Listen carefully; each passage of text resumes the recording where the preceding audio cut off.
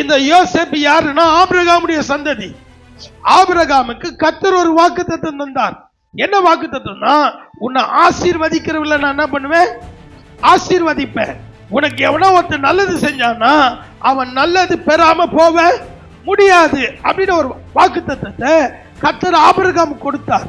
இப்ப என்னாச்சுன்னா, இந்த ஆபிரகாமுடைய சந்ததியா இருக்கிற யோசேப்பு எகிப்து தேசத்துல ஒரு அடிமையாய் வரான். அவன் கூட கர்த்தர் இருக்கிறார் என்று அவன் எஜமானன் பார்க்கிறான். பார்த்த பிறகு அவனை அந்த எஜமானன் அவன் மேல தயவு வைக்கிறான். அவனை வீட்டுல அதிகாரி ஆக்குறான். எல்லாத்தையும் அவன் கையில கொடுத்து யோசேப்பை உயர்த்துறான்.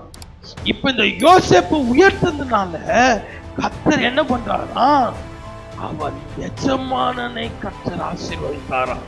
எல்லா கரங்களை தட்டி ஆமென் அல்லேலூயா. யோசேப்பு ஒரு யூதன். அந்த யூதனை கர்த்தர் ஆசீர்வதித்த பொழுது கர்த்தர் என்ன பண்ணாரு, அவனை ஆசீர்வதிக்கணும்னு ஆசீர்வதிச்சாரு. நான் சொல்றேன், நீயும் ஒரு யூதன் தான். அல்லேலூயா.